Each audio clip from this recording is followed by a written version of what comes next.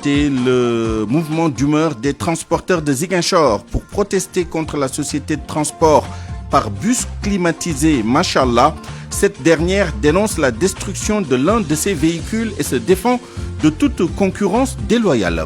Vers un nouvel accord entre le FMI et le Sénégal, un nouveau programme est actuellement en discussion à Washington aux États-Unis en marge des réunions de printemps du Fonds monétaire international et de la Banque mondiale. Une importante rencontre a eu lieu hier avec une forte délégation sénégalaise.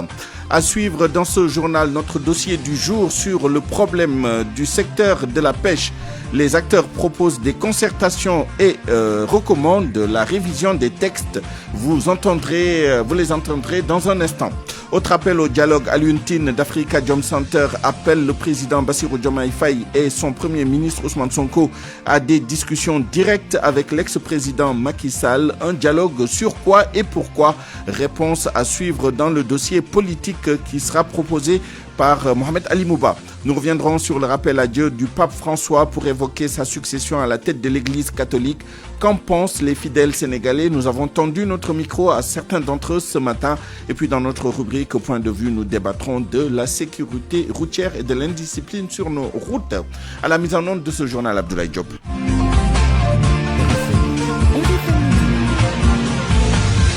Souleymane Niang. D'abord, l'affaire de l'accident provoqué par des chauffeurs de camions lors d'une course-poursuite sur l'autoroute à péage suite à la publication d'une vidéo de l'incident sur les réseaux sociaux durant le week-end pascal. La gendarmerie a procédé à l'interpellation des deux conducteurs impliqués. Ce matin, les deux hommes se trouvaient toujours en position de garde à vue. Selon nos informations, l'enquête se poursuit, notamment sur les instants qui ont précédé l'accident. Il pourrait ces deux chauffeurs être déférés au parquet dans les prochaines heures, voire prochains jours. Mouvement d'humeur ce matin chez les transporteurs à Ziguinchor. Ils ont immobilisé tous leurs véhicules, paralysant ainsi les transports pour protester contre la concurrence qu'ils jugent déloyale de la part de la société Machallah. Dans un accès de colère, un bus appartenant à la société a été la cible de jets de pierre. La police est intervenue pour disperser les manifestants. Lamine Ba, à Ziguinchor. Le terrain de football de Kenya, lieu de stationnement des bus de la compagnie de transport interurbain Machallah, a été ce matin le théâtre d'affrontements entre transporteurs en colère et forces de l'ordre. Les transporteurs qui ont immobilisé leurs véhicules en guise de protestation contre la concurrence qu'ils jugent déloyale de la part de la compagnie Machallah ne se sont pas contentés de croiser les bras. Ils ont fait mouvement vers le lieu de départ de leurs concurrents devenus encombrants. Dans un excès de colère, ils ont caillassé un bus avant de recevoir la réplique immédiate des forces de l'ordre. Un des passagers qui est à bord du bus raconte le calvaire vécu par les plus vulnérables qui ont inhalé l'odeur des gaz lacrymogènes. Nous étions confortablement assis dans le bus. Tout d'un coup, nous avons constaté qu'il y a des gens qui jetaient des pierres sur le bus. La police a immédiatement répliqué en les dispersant avec des grenades lacrymogènes. De sorte que nous avons tous eu des difficultés à respirer à l'intérieur du véhicule. Un des transporteurs du groupe des protestataires que nous avons trouvé sur le lieu détaille ici la raison de leur colère. Ils n'ont qu'à aller faire le transport entre Dakar et Bamako. C'est là-bas que ce genre de bus circule. Nous n'accepterons pas que la compagnie continue d'assurer le transport entre Dakar et Ziguinchor. Pourquoi nous concurrencer de la sorte? Et puis, par rapport au lieu de départ, vous constatez qu'ils sont implantés au cœur de la commune, sur un terrain de football. C'est pas ce que recommande la norme en matière de transport. Le responsable des bus de transport interurbain Machallah Transport leur oppose l'argument que la compagnie a effectué toutes les démarches administratives nécessaires avant de démarrer officiellement ses activités. Moussa Diédiou. Machallah Transport a effectué toutes les démarches administratives nécessaires avant de démarrer ses activités. Nous avons même eu à rencontrer les responsables de la gare routière, les autorités administratives. Par rapport aux responsables de la gare routière, on a eu même à tenir des réunions. Mais eux ne veulent pas que nous exercions l'activité de transport. Je rappelle que c'est une activité qui est ouverte à tout le monde. Ziguinchor est ce matin sous haute tension avec ce mouvement d'humeur. La police a ouvert une enquête pour arrêter les auteurs de la casse du bus de la compagnie Machallah Transport. Lamine Ba, Ziguinchor, Radio Futur Média. Aux dernières nouvelles, le bus de la compagnie Machallah a été escorté par la gendarmerie et a pu quitter la région de Ziguinchor. Venons-en maintenant à l'interdiction annoncée des des filets monofilaments qui a soulevé une vive polémique. Le secteur de la pêche au Sénégal rencontre d'énormes difficultés. La pêche noie sous le poids des problématiques qui la minent. Des acteurs proposent des concertations et une révision des textes pour une meilleure gouvernance du secteur. Boubacar Dieng. Pour mettre la pêche sur le bon cap, Moustapha Dieng préconise de larges concertations entre acteurs et le gouvernement. Il est le secrétaire général du syndicat national autonome des pêcheurs du Sénégal. Je crois qu'il faut renforcer la concertation. Parce que si la déclaration du ministre a soulevé autant de tollé, c'est parce que c'est une déclaration qui a été faite directement donc à l'Assemblée nationale, sans que les communautés de pêcheurs ne soient préparées à cela. Alors qu'en fait, la pêche, elle est tellement sérieuse. D'abord, c'est pas une compétence transférée. La pêche est la première source de devises pour le Sénégal. La pêche emploie, pour nous, les professionnels de la pêche, nous savons que la pêche emploie près de 2 millions de personnes sur les 18 millions de Sénégalais, que la pêche, c'est officiellement 23 000 pirogues. Donc, c'est un secteur tellement important qui contribue à la lutte contre la malnutrition. Je dis donc que la pêche doit être considérée avec beaucoup de respect. Le Conseil national interprofessionnel de la pêche artisanale du Sénégal pense plutôt à la révision des textes. Son président, Pape Malick Fall, regrette un long laxisme dans la gouvernance du secteur de la pêche. La pêche n'a jamais été réglementée. Ça n'a jamais fait l'objet d'une discussion sérieuse pour les régimes précédents. C'est la raison pour laquelle aujourd'hui on est là. Nous vivons tous ces problèmes qui nous ont suivis jusqu'à présent. Et aujourd'hui on parle de plusieurs difficultés dans le secteur de la pêche. C'est pourquoi je pense que la réglementation doit être revue pour une meilleure gouvernance du secteur de la pêche. C'est la solution, hein. C'est la chose aussi qui peut nous permettre de sortir de cette crise qui mine la pêche. La pêche, ce secteur pourvoyeur d'emplois, continue de faire face à d'énormes difficultés, notamment la problématique de l'utilisation des filets monofilaments qui seraient nocifs à l'écosystème marin et la présence des navires battant pavillon étranger qui vident nos océans. RFM, l'info, c'est ici. L'info, c'est ici. Évoquons maintenant ces tensions à Gawane dans le département de Bambey. Le collectif des impactés de la mine de Gadbissik hausse le ton. Il dénonce une catastrophe sanitaire en cours parce que les populations riveraines subies par les populations riveraines à cause des dépôts de sable. Le collectif déplore également le non-renouvellement de certains contrats. Le coordonnateur, Massayer Ndiaye, est au téléphone avec Anna Rocha. On a assisté à des scènes inexplicables. Pourquoi? Parce qu'il y a des dépôts de sable à côté des zones d'habitation et on a essayé de mettre en place une opposition. Et depuis lors, on voit que cette situation-là se répercute. Il se répercute parce que pas plus tard que la semaine dernière, on était allé sur les terrains pour fustiger le fait qu'ils déposent les sables derrière les maisons. Et à notre plus grande surprise, on voit que ces sables-là continuent à être déposés là-bas. Malheureusement, jusqu'à présent, les responsables de la mine restent bouche bée. Ils ne font pas des efforts pour atténuer cette pollution-là. C'est pourquoi aujourd'hui, nous exigeons le retrait immédiat des dépôts de sable situés à côté des zones d'habitation. Et la semaine dernière aussi, on avait assisté à une scène où les travailleurs qui sont là-bas manifestaient parce qu'ils étaient en termes de contrat. Leur contrat était à bout. Les populations sont fatiguées. Dans la mesure où personne ne peut plus dormir, on ne peut plus boire de l'eau potable là-bas à cause de la poussière. Les habitants qui sont là-bas, qui étaient recrutés pour travailler dans la mine et qui sont des impactés directs, sont aujourd'hui sous la menace d'un licenciement abusif. Je vais l'appeler ainsi. Même si les contrats sont terminés, c'est une trahison sociale. Pourquoi une trahison sociale? Parce qu'on les avait fait croire que vous allez continuer à travailler dans cette mine-là. à cela s'ajoute la pollution là qui nous hante le sommeil. À Fatick, ce sont les habitants de Ngoye Mbougel qui listent les maux qui gangrènent leur village. Parmi les priorités, l'électricité et l'eau potable. Ils ont tenu une assemblée générale dans leur village qui se situe dans la commune de Tataguine. Aminata Goudiaby. Ngoye Mbougel fait partie des villages qui longent l'axe Ndiosone-Palmarin. Les habitants en ont assez d'être dans les ténèbres. L'électrification de leur village qui polarise 2 autres hameaux est une urgence selon les habitants. Ils ont profité des fêtes de Pâques pour faire face à la presse. Bouré Faye est leur porte-parole. Plusieurs contraintes ont été notées. La baisse du niveau des élèves et des performances scolaires faute d'électricité. Nous savons tous que le manque d'électricité constitue un handicap pour nos élèves parce qu'ils ont besoin, en dehors des cours, donc d'apprendre les leçons à la maison. Et donc s'il n'y a pas d'électricité, nous savons pertinemment que les performances vont baisser. Il y a également les difficultés d'accès à Internet. Autre motif de cette grogne, l'absence d'eau potable. Les habitants de Ngoye Mbougel consomment encore l'eau des pluies traditionnelles, ce qui les expose à des maladies. C'est évident. Donc vous savez que nous qui n'avons pas de l'eau potable, nous buvons nous buvons de l'eau de pluie et cette eau-là n'est pas potable et il y a de l'insécurité dedans.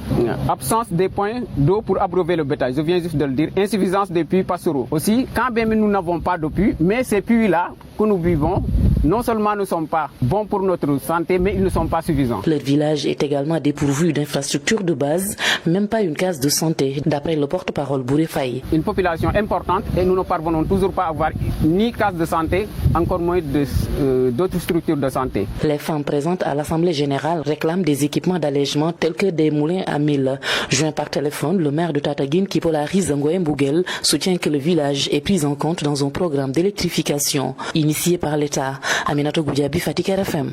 À 12h12, en mode politique avec l'appel à un dialogue inclusif, incluant Macky Sall.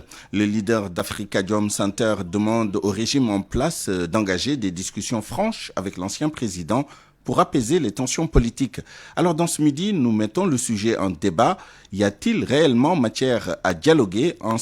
En quoi c'est pertinent de remettre Macky Sall dans le jeu politique? Réponse dans ce dossier signé Mohamed Ali Mouba. Même s'il n'est plus à la tête de l'État du Sénégal, un dialogue sincère s'impose entre le régime en place et Macky Sall. Dr Demba Gueye, enseignant-chercheur à l'université Cheikh Anta Diop de Dakar, il est spécialiste de l'analyse du discours.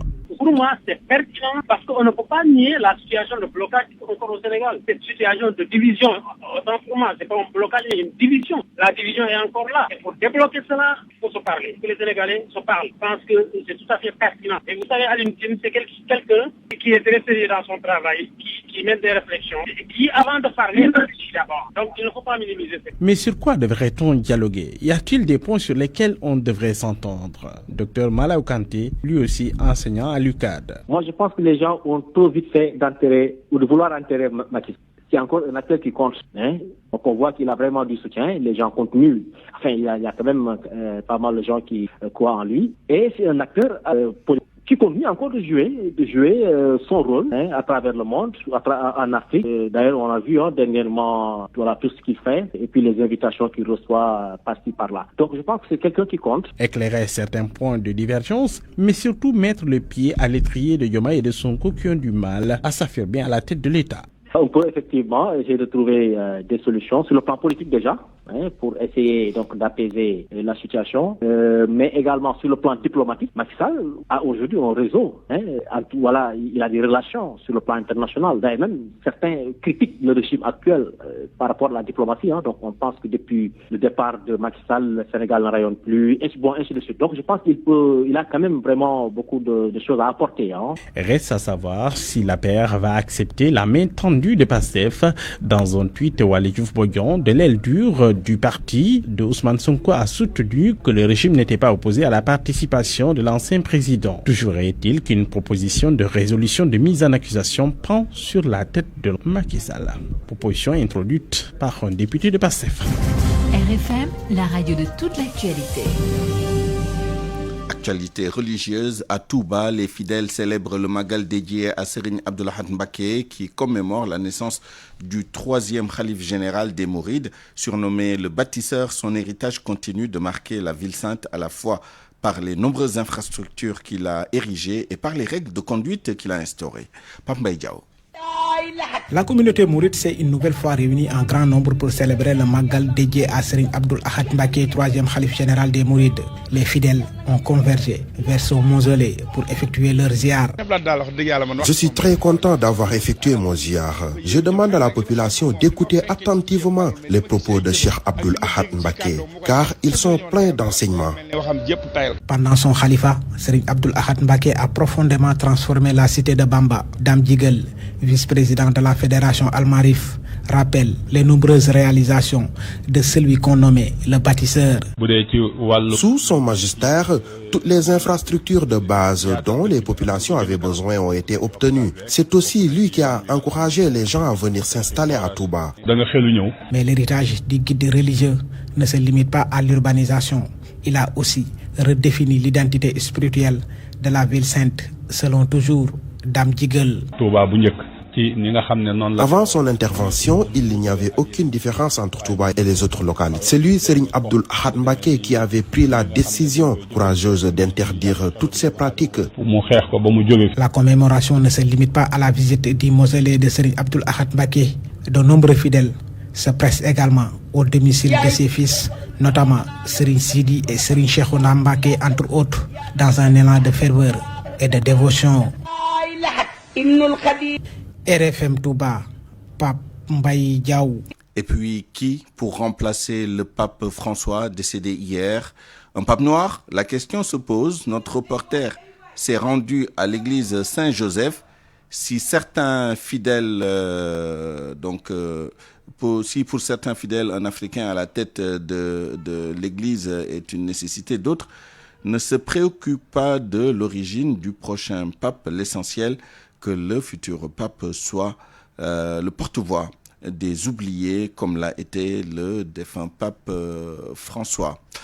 Fama John, notre reporter, a tendu son micro aux fidèles ce matin à Dakar. Dans un instant, j'espère pouvoir vous proposer son reportage sur la succession du pape François, ce qu'en pensent les fidèles sénégalais. Reportage Fama John. Dans l'enceinte de l'église Saint-Joseph, communément appelée Saint-Jo de la Médina, c'est en silence de cathédrale. Pas de bruit, si ce n'est celui des voitures qui arpentent l'avenue Cheikh Anta Diop.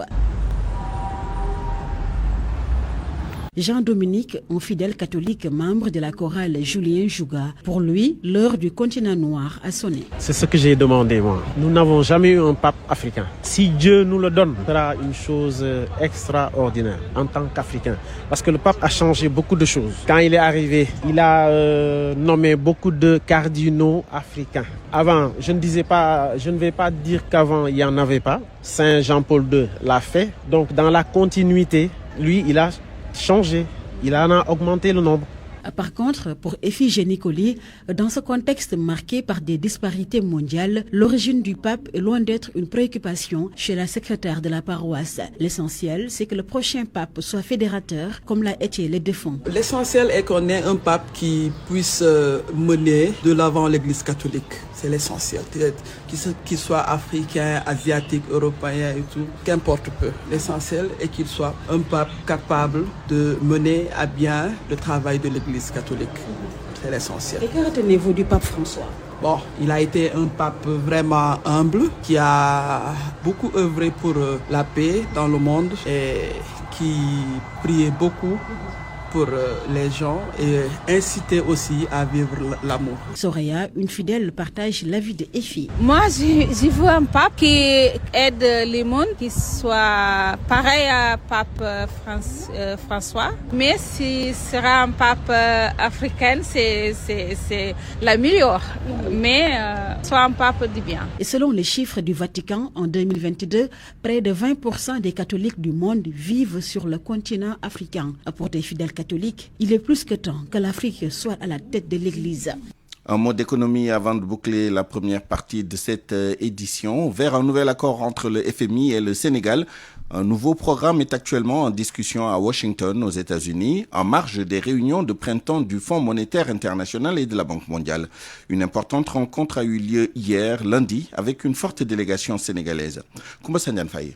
Cheikh Diba, ministre des Finances et du Budget, Abdourahmane Sarr, ministre de l'Économie, Ahmadou Al-Aminoulo, ministre secrétaire général du gouvernement, Alain Diop, ministre conseiller économique et François Sène, directeur national de la BCEAO pour le Sénégal. Voilà la délégation sénégalaise reçue par la directrice générale du Fonds monétaire international, Kristalina Georgieva, à Washington. C'est en marge des réunions du printemps du FMI et de la Banque mondiale, rencontre qui pourrait être cruciale pour un nouveau programme de partenariat économique entre l'institution et le Sénégal depuis l'arrivée des nouvelles autorités. Pourquoi rencontrer le FMI? Définir les fondements d'un cadre de coopération renouvelé pour continuer d'accompagner les politiques économiques du Sénégal. Bref, renouvellement d'une confiance de part et d'autre. Confiance qui semblait être rompue ou trahie si l'on sait que le pouvoir actuel dans l'opposition, comme à ses débuts dans la gouvernance du Sénégal, semblait minimiser l'impact de la coopération bilatérale entre le FMI et le Sénégal et que ce dernier pensait pouvoir gouverner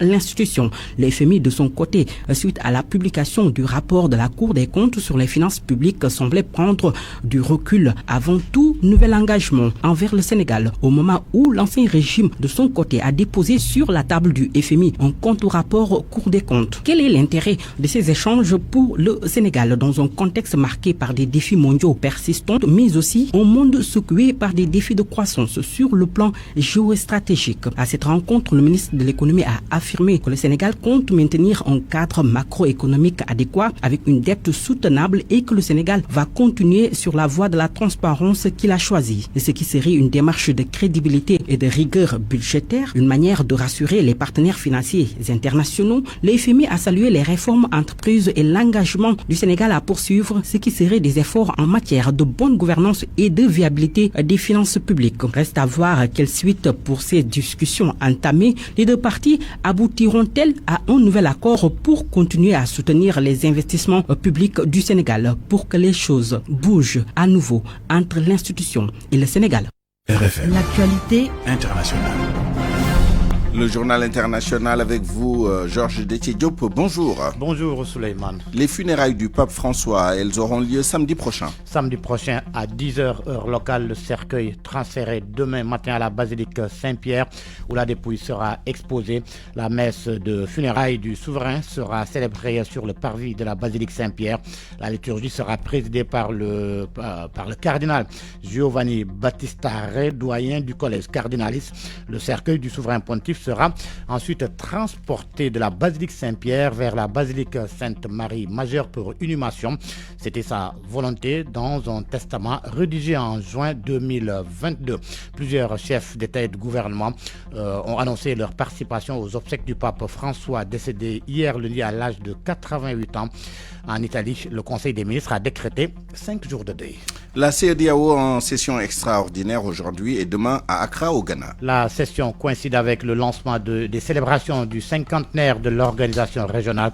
La CEDEAO qui va examiner les conséquences du retrait du Mali, du Burkina et du Niger. Anna Rocha. Cette rencontre convoquée pour discuter des modalités du désengagement et des implications pour les institutions et agences de la CEDEAO encore actives dans les 3 pays membres de la Confédération des États du Sahel se tiendra le même jour que le lancement officiel à Accra des célébrations du cinquantenaire de l'institution régionale. Le président ghanéen John Dramani Mahama, qui a récemment effectué une tournée diplomatique au Mali, au Burkina Faso et au Niger, a convoqué les dirigeants de ces pays à participer à l'événement. L'initiative vise à favoriser un rapprochement entre les deux blocs malgré les profondes divergences qui ont conduit les autorités sahéliennes à prendre leur distance avec l'institution communautaire qu'elles accusent d'être instrumentalisée par la France. Le Burkina, le Mali et le Niger ont annoncé leur retrait de la CEDEAO en janvier 2024. Conformément au texte de l'organisation, cette décision est devenue effective une année après sa notification, soit en janvier dernier. La session ministérielle abordera également d'autres questions d'importance régionale dans un contexte de défis sécuritaires et diplomatiques croissants en Afrique de l'Ouest. La CEDEAO Souleymane a été créée le 28 mai 1975 à Lagos, au Nigeria. Burkina Faso, le gouvernement dénonce un grand complot. Les autorités disent avoir déjoué une tentative de coup d'État, un coup de force qui implique plusieurs militaires et anciens membres des forces armées dont certains seraient en fuite en Côte d'Ivoire.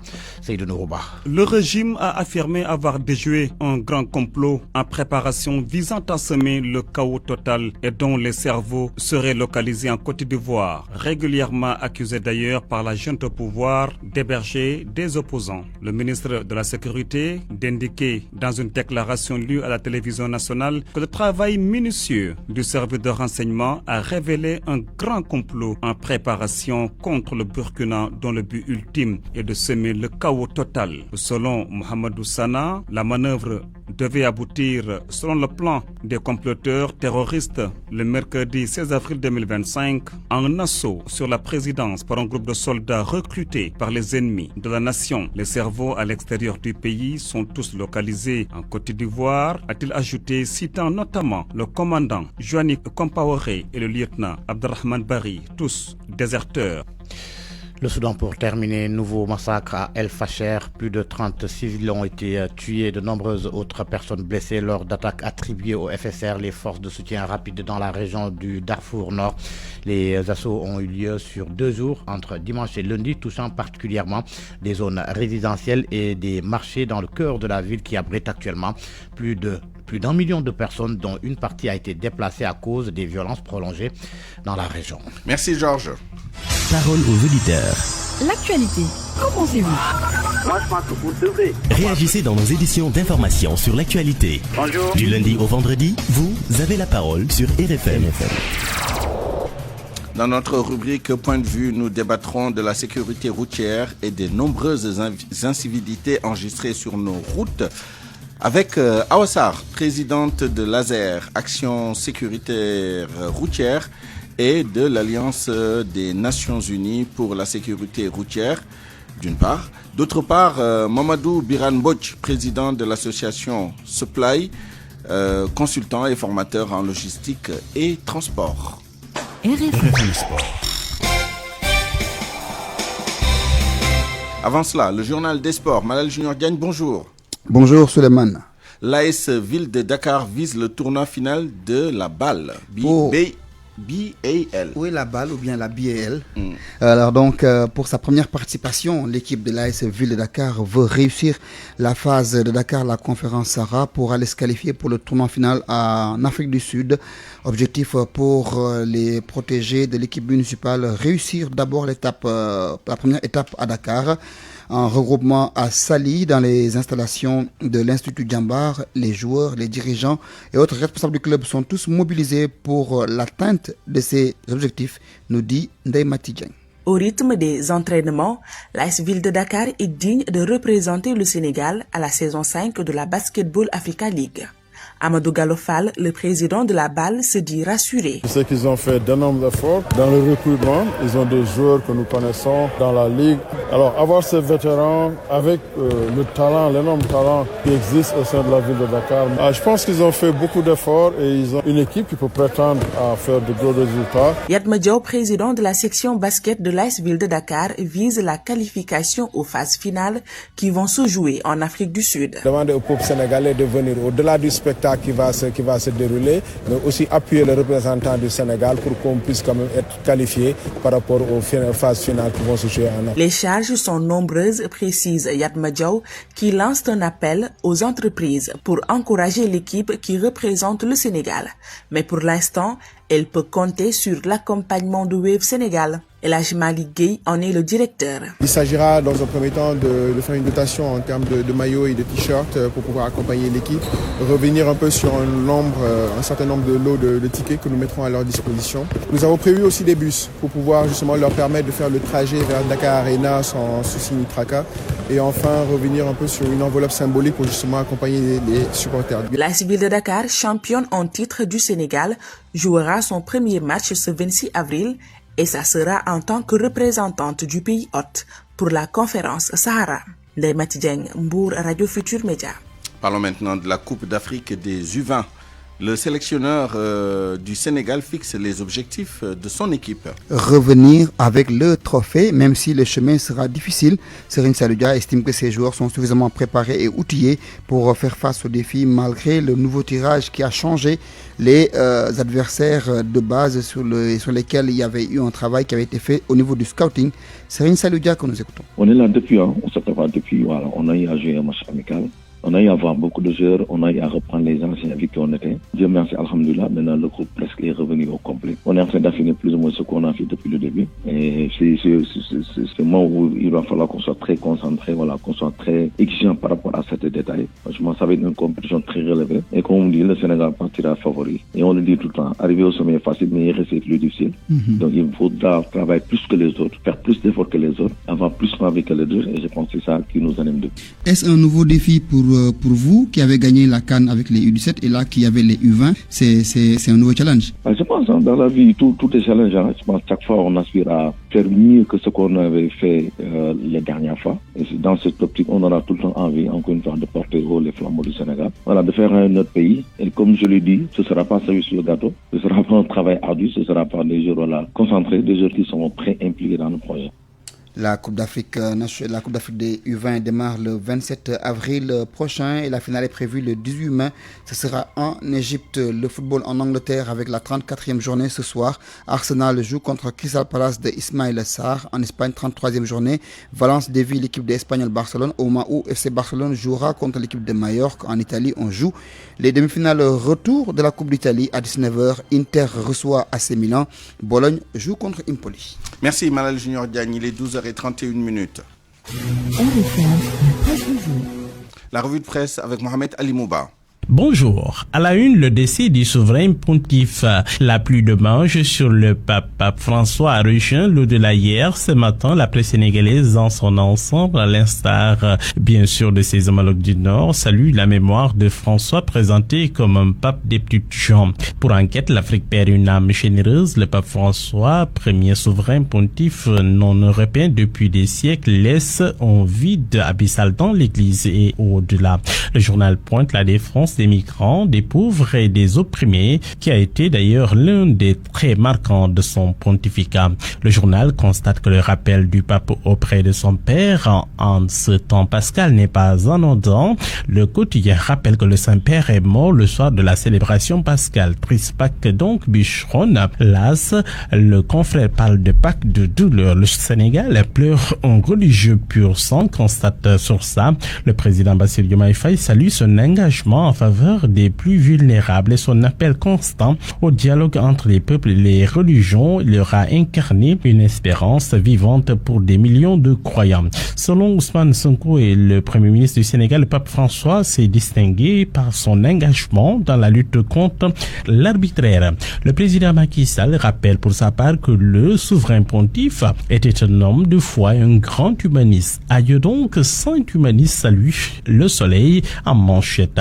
Le journal constate que le souverain pontife a tiré sa révérence à l'âge de 88 ans au lendemain de la résurrection après seulement une courte maladie. Le Soleil note que Kevin Farrell assure l'intérim au Vatican. Nous embrayons avec la ziara annuelle générale, l'AS qui parle du mot fort du khalife général des Tidjanes, Serigne Babacar Sy Al Mansour, qui appelle à protéger l'enfance et à renforcer la cohésion sociale. Le quotidien constate que la gestion des finances et les jeunes étaient au cœur de l'événement. Point Actu note que le khalife a prêché le retour aux valeurs islamiques. Il a fustigé la déliquescence des valeurs chez les jeunes et s'indigne de leur irrespect des anciens. Serigne Mansour Sy Yamil invite le pouvoir en place à ajouter le Djubo au Djubol Djubanti. Justement, au sujet du Djubo, Alioune continue de prêcher, de tenir la bonne parole, discuter avec tous. Le président d'Africa Jom Center veut des discussions inclusives pendant le prochain dialogue politique. Le journal Vox Populi note que Waly Diouf Bodian, classé parmi les radicaux de PASTEF, ne dit pas non. Il a demandé, selon le journal, à Alioune d'organiser les pourparlers entre Macky Sall, Diomaye et Sonko au palais de la République. Nous acceptons, proposez-lui et revenez nous voir, a-t-il répondu à l'offre d'Aludine qui est allé voir le pacifiant. En attendant, les taux continuent de se resserrer autour de certains anciens ministres de Macky Sall. Le journal Observateur signale ce matin que Mansour Faye et Moustapha Youp vont ouvrir le bal. Le journal est revenu largement sur la procédure qui, sauf changement de calendrier, va démarrer cette semaine avec la convocation du bureau de l'Assemblée nationale. Dans Vox Populi, Mansour Faye se lave à grande eau en attendant de s'expliquer probablement devant la haute cour de justice. La manipulation ne passera pas concernant l'acquisition des denrées alimentaires du programme de résilience économique et sociale, a-t-il soutenu. L'histoire de la surfacturation soulevée par les vérificateurs de la Cour des comptes est une supercherie, une véritable forfaiture selon toujours Mansour Faye.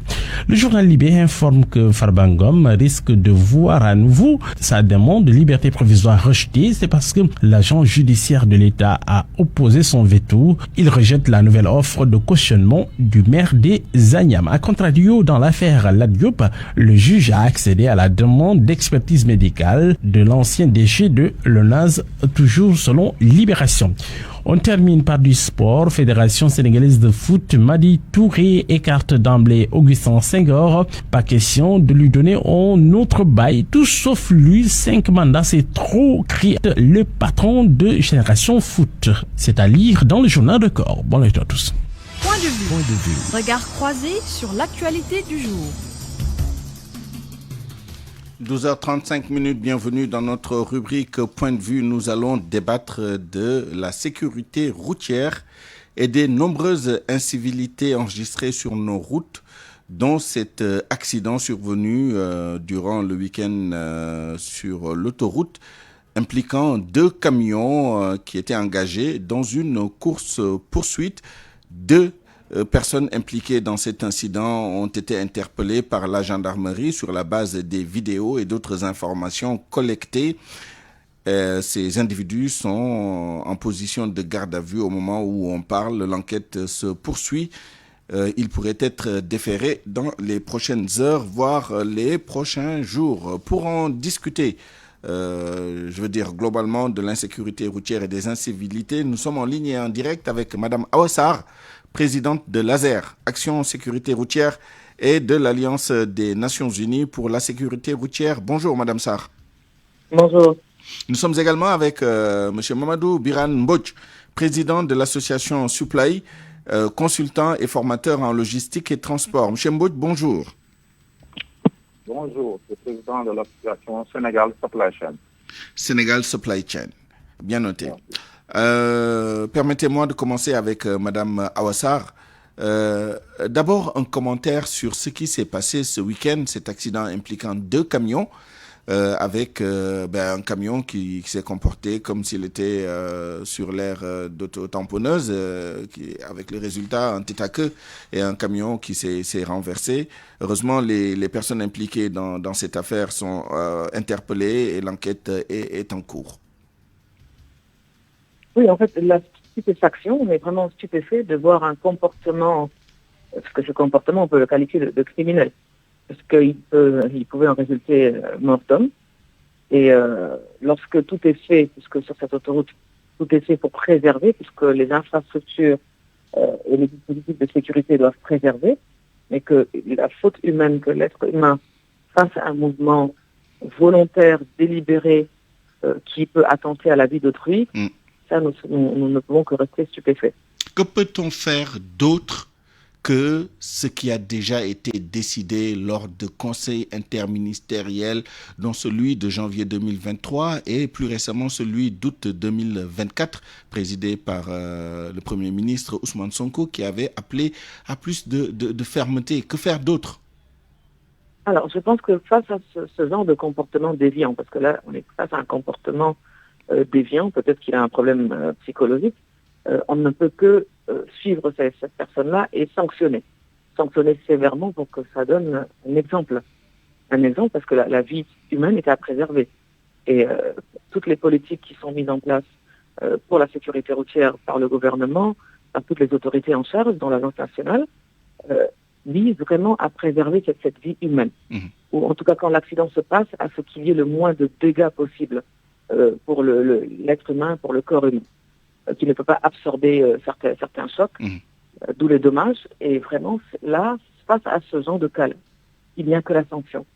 Donc, on a vu déjà ces dernières semaines, un renforcement des sanctions, avec des dispositifs des forces de l'ordre qui sont vraiment renforcés sur tous les axes, urbains et interurbains.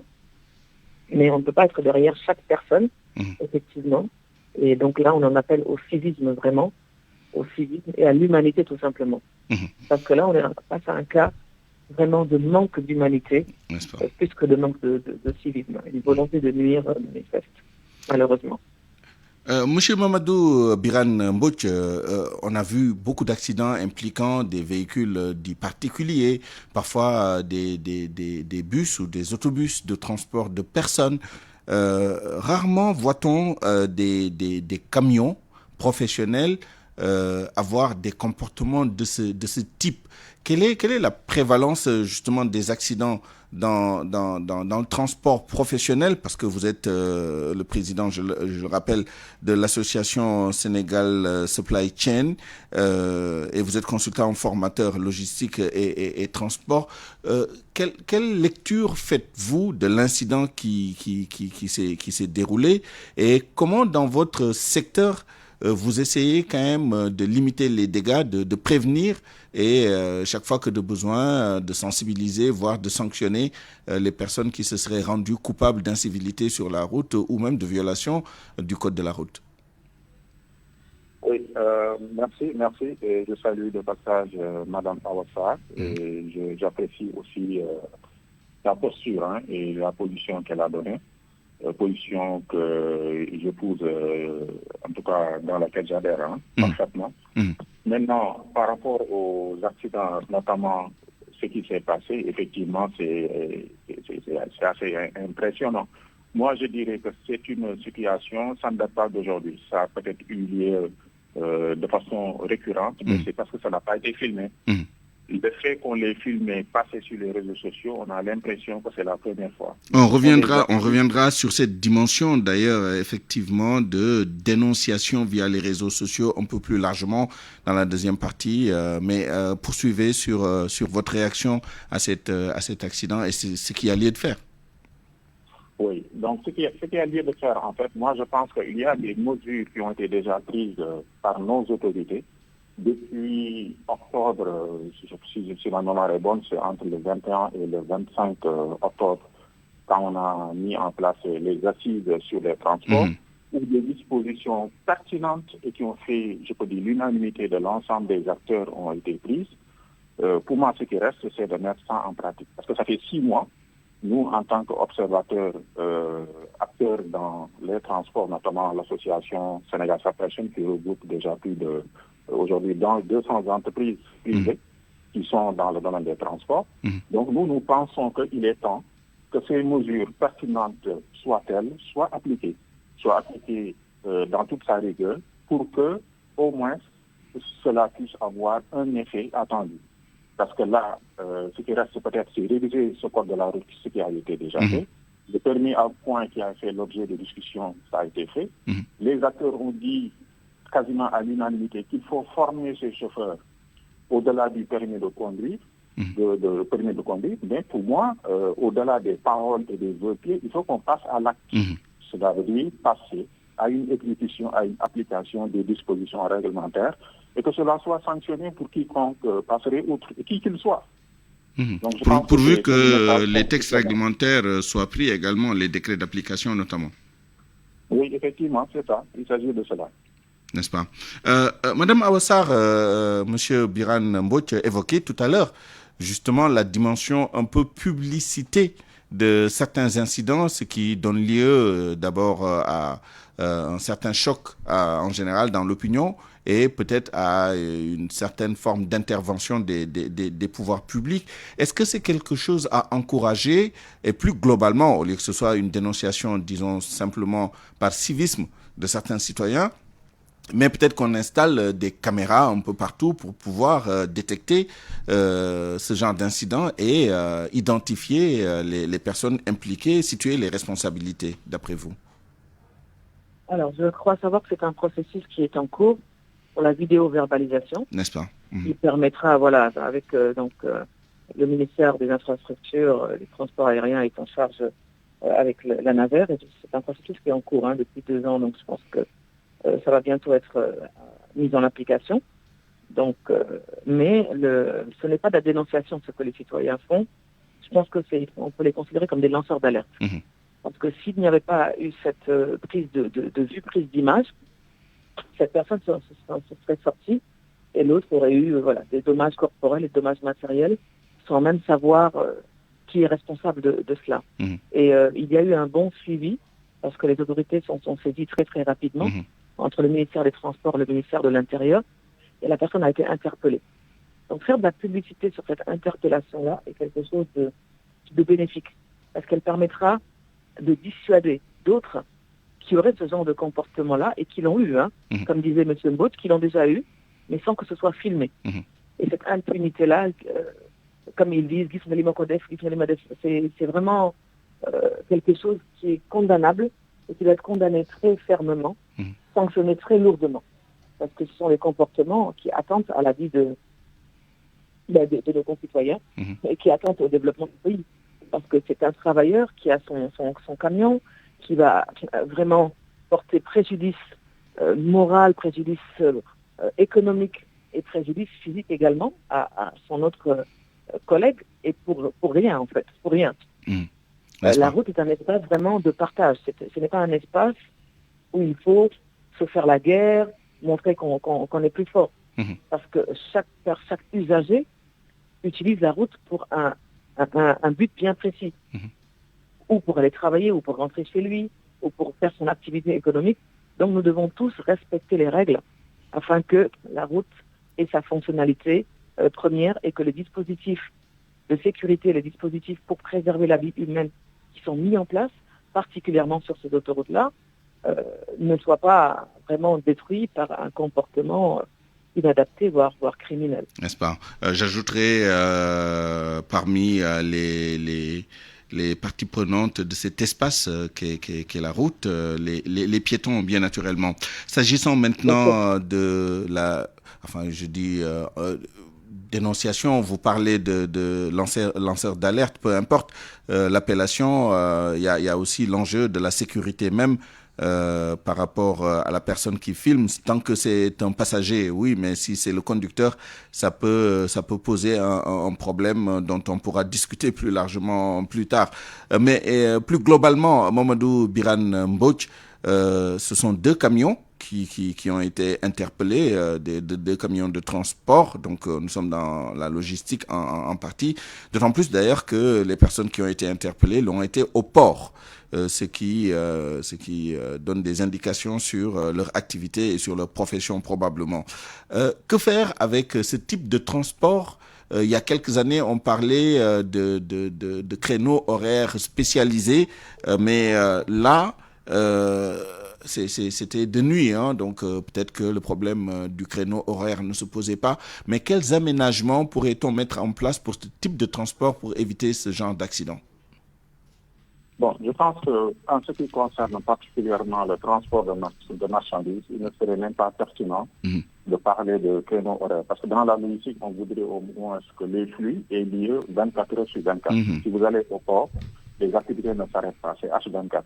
Donc à ce niveau-là, on ne peut pas définir des créneaux pour le transport de marchandises. Par contre, il y a lieu aujourd'hui, à chaque fois qu'il y a un transporteur qui disposerait d'un agrément de transport et qu'il soit agréé par le port pour pouvoir aller chercher de la marchandise, il faudrait que ce transporteur professionnel montre la preuve comme quoi qu'il a mis à disposition des conducteurs, c'est-à-dire des chauffeurs, qui sont aussi professionnels et bien formés. À défaut, cela n'a pas de sens d'avoir juste un papier parce que vous avez vos véhicules, vous avez 5 camions par exemple, vous avez déjà déposé avec, la carte grise et qu'on vous octroie l'agrément, sans pour autant vérifier qui conduit ces camions. Qui conduit ces camions maintenant? Est-ce que c'est des gens qui sont habilités à pouvoir le faire? Et à ce niveau se pose la question à savoir, on ne doit plus se limiter tout simplement à avoir un permis de conduire pour déplacer ces grosses machines, mais plutôt suivre une formation professionnelle spécialisée dans la conduite de véhicules lourds de transport de marchandises. Et je rappelle que véhicule lourd, c'est tout véhicule qui a un PTAC, un poids total autorisé en charge, qui dépasse 3,5 tonnes. Tous ces véhicules-là, normalement, ils doivent au moins être conduits par des professionnels qui connaissent le code de la route, qui le maîtrisent bien, qui maîtrisent bien, la conduite offensive, la conduite défensive, qui sont bien formés dans le secourisme, comme ça, en cas d'accident, au moins, vous savez comment intervenir, mais aussi qui sont formés dans le règlement 14 de l'UMOA. Parce que si vous conduisez et que vous déplacez des marchandises avec ce tonnage, le poids l'essieu. Ils sont assujettis à une réglementation qu'on appelle le règlement 14, dans laquelle on a 3 exigences principales. C'est le poids, la limitation de poids, la charge à l'essieu, et le troisième, ce sont les gabarits, c'est-à-dire les dimensions du véhicule. Donc, si ce conducteur n'est pas conscient de cela, ou bien que ce transporteur n'est pas conscient de cela, mais il est évident que sur la route, on aura vraiment énormément de dégâts. Et on ne fera que regretter. Et malheureusement, c'est un cercle vicieux sur lequel... Juste une petite question. On a vu que pour certaines sociétés, tout ce que vous évoquez là est pris en charge, internalisé dans les procédures. La conduite offensive, la conduite défensive, des règles de sécurité très strictes et même des dispositifs numériques qui permettent peut-être de traquer, peut-être pas les petits comportements, mais au moins les trajets, etc. Est-ce que il faudrait pas élargir ça et en faire peut-être pas une obligation, mais en tout cas inciter les compagnies, quelle que soit leur taille, à mettre en place ces dispositifs qui permettent, outre la surveillance extérieure mise en place par les pouvoirs publics, une surveillance intérieure au niveau de la société? Oui, je suis parfaitement d'accord. Il y a des entreprises qui aujourd'hui sur la place sont très professionnelles, irréprochables. Il y en a même qui sont allés plus loin. Quand vous êtes recruté comme conducteur chez eux, obligatoirement vous devez suivre une formation. Il ne s'arrête pas là. Si vous devez transporter des produits dangereux, ils vous forment sur le transport de marchandises dangereuses. Si vous n'avez pas validé vos formations, vous ne serez pas conducteur chez eux. Il y a des sociétés qui sont sur la place, des Sénégalais maintenant, qui le respectent de façon très rigoureuse. D'autres même sont allés plus loin. Ils mettent sur le véhicule des détecteurs qui permettront à l'exploitant du transport de son bureau de savoir qu'effectivement ce chauffeur il est en train de somnoler. Et automatiquement l'alarme se déclenche. Donc à distance, il peut le savoir. Et ça, je vous dis, c'est des Sénégalais qui l'ont mis en place. Exactement. Sans compter les alcotests et tout ça. Oui. Pourquoi faut-il qu'il y ait aujourd'hui certains qui sont très exigeants envers eux-mêmes, qui respectent ces normes de sécurité, et que d'autres sont à la traîne et qui malheureusement vont se faire tuer, mais aussi vont tuer des innocents. Merci. Donc, merci. faut-il qu'on le généralise pour tout le monde.